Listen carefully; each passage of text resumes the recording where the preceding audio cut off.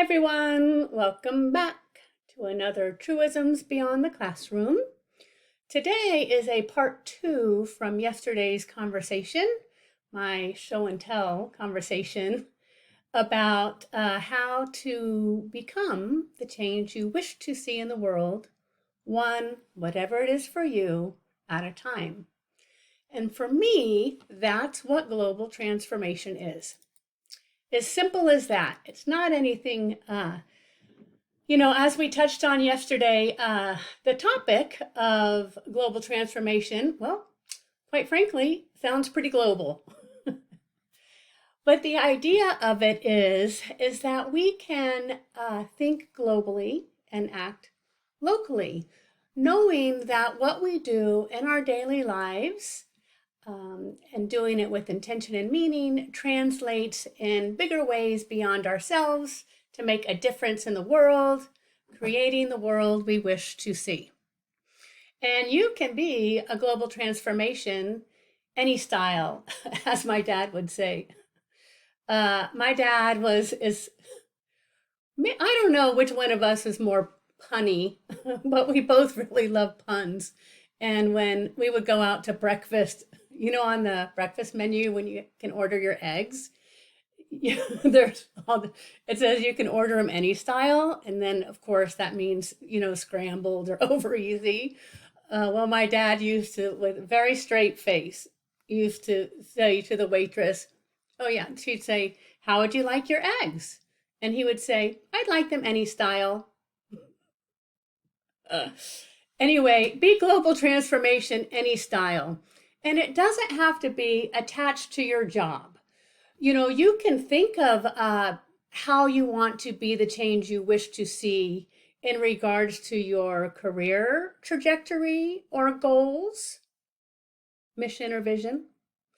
But you can also think about it in ways in your community, which could be your city or county community, or your neighborhood community, or your family community, your church community, your friendship community, right?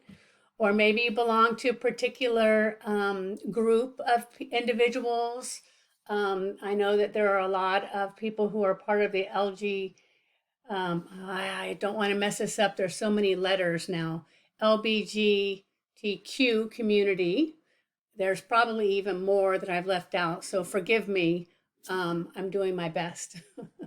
But I want to make sure that, maybe the difference that you want to make is attached to a community that you belong in that has to do with, social justice causes, environmental causes, whatever it is for you that you would like to be intentional in creating the change you wish to see, knowing that what you do here and now translates beyond you into the future to make a difference in the world. Because you are the only one, you're only you in the whole world. No one else can be you but you. Whatever it is that you contribute makes a difference because nobody else could have done it but you. So might as well think about what it is you want to do with that to be your own global transformation, one whatever it is at a time. Okay, moving on. Yesterday we ended with this star graph. So the reason I had this up yesterday is I just sort of wanted to show you kind of the lens of using the framework that I'm sharing with you as a tool to help guide you in being your own form of global transformation, or whatever you want to call it. How to put it in action, right? We talked about yesterday how we needed to find ways to make our intentions, our practices, observable, right? So they can be observed with the senses and measurable. And that's what brings them to life. That's what makes them real, that you step into them as you're creating them. And then you have a platform to stand on as you move forward in developing your vision for transformation. This star lens framework model that I developed had to do with teacher retention. It could be for anything. The whole thing could be blank and you fill it in your way, which is how I designed it, by the way. I designed it for the practitioner to be in the center, whoever that practitioner is. For me, I'm global transformation, but it could be, this one was done for new teachers. It could be with healthcare practitioners. It could just be with yourself and family, whatever you want to call and identify the practitioner goes right in the middle. And then the 4 quadrants outside of that center are the goals. The outcomes that you want to come out of your practice. And then the next step has to do with the practices that you're going to use to help you accomplish your goals. And we'll look at this in a more linear sort of form as well. But this is just a visual graphic showing a framework to think about how, your big ideas don't have to be so big that you're overwhelmed and don't know where to start. You can always start with just in the middle identifying the practitioner, the goals or outcomes that you want to accomplish, your practices that you're going to use to help you accomplish them, and then the larger part where it says communication, collaboration, reflection, and investigation. That could be, you could change those words if you wanted. All of this, use your own words, however you want to use them. I selected those words at that time because those were the tools and the resources that I had archived or integrated into resources for this program. So resources to help with guiding collaboration, guiding reflection, investigation, and communication. And then that outer part you can see is being responsive to needs and responsible in practice. Now this part, I think it would be valuable for anyone to have on their graphic of how they want to be the change they wish to see. Because really we want to be responsive to needs. We want to be coming from a place of authenticity where we're responding to authentic needs, because that's where the transformation comes from, where it's really authentic and real and meaningful, it has an impact. And then being responsible in practice certainly guides us in, those agreements of being safe and doing our best, letting others do their best, that kind of deal.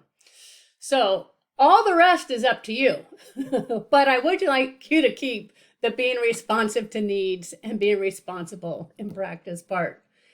So,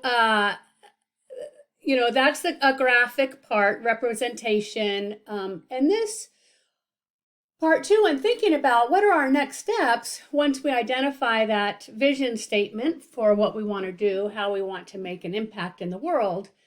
And by the way, one of my favorite movies is You've Got Mail. I don't know how many times I've watched it, but I never get tired of seeing it. And I love it in the movie when Tom Hanks comes over to her apartment, Shop Girl's apartment. He knows who she is. She doesn't know who he is yet, right? And he's like, brings her flowers because she's sick. And he says something like, hey, me putting you out of business isn't personal. And Meg Ryan says, I am so sick of hearing it's not personal. If it isn't personal, what are we doing here?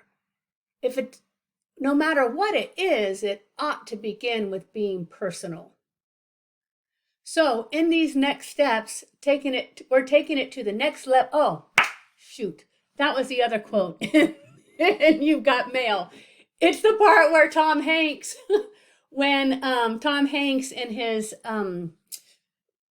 work buddy are standing outside the coffee shop, and he's like, Tom Hanks is all nervous, like, what does she look like? I want to see her. And he says, dude, just calm down. You're just taking it to the next level. I always take it to the next level. We're just taking it to the next level with creating some action steps so that your global transformation, whatever that is, can be observable and measurable. So we have to break it down to know what it looks like, sounds like, and feels like, right? Because we observe with our senses in practice. That's what makes them tangible. That's what makes it possible to have iterations that create the change we wish to see, because transformation happens in time and we make it happen. So we're going to scaffold those intentions.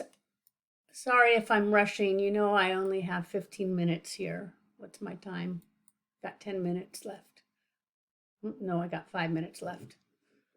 All right, we can do this. Yesterday, I talked about creating the scaffolding for myself as global transformation, one teacher, one learner, one leader at a time, inspiring others to be the change that they wish to see, one fill in the blank at a time. I went through my impact statement with you. I went through my guiding practices.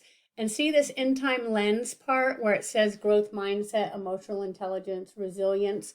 That shows up in that star graphic, by the way. Even though I also have another in-time lens, the star lens is pretty close. Being responsive to needs, responsible in practice. We talked about all of that. Okay, let's talk about this part. So I got a sticky note for myself here. That's my high-tech notes in PowerPoint. All right, so the next steps in taking it to the next level is what I did was I took my first goal of wanting to promote global transformation, and you can see I have all of my program goals right here for myself. The first one was promote global transformation.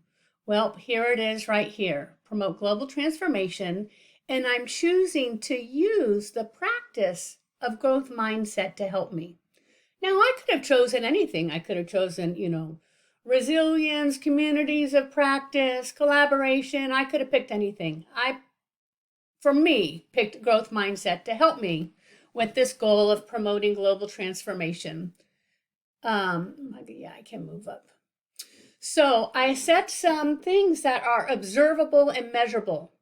The first one I said was, I practice self-awareness and know how to engage in practices of self-care.